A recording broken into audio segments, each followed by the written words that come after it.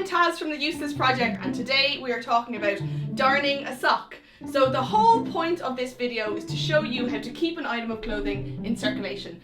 Darning socks is a skill that I feel like has been lost throughout the ages, but it's a great way to mend a sock, add some funky flair, and make sure it doesn't go to landfill. Okay, so the first thing you need is technically a darning mushroom to stretch the sock over, but in the spirit of reuse, we kind of use whatever we have around. So this is just a candle holder. You can use like a light bulb or the end of a jar, anything that you can kind of stretch the hole in the sock over, just like so. Now, when you start sewing anything, you always start with a back stitch. So what you do is you do one little stitch like this, leave about 1 centimetre of a tail, and then go back in and do that exact stitch again. And what that does is essentially lodges the stitch in place, so it's not going to come out when you pull through. I'm going to hold that down, and now that stitch ain't going anywhere. So what we're going to do to darn this sock is go zigzag over and back, and then when we get to this edge, we're basically going to weave it in and out, just like this.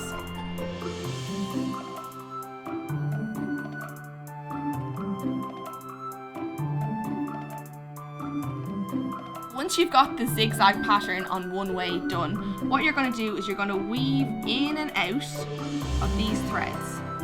So over one, under one, over one, under one, under. You're going to pull through, and you've got your first kind of cross section. You're going to pull that to the edge, and then you're going to do that the whole way across.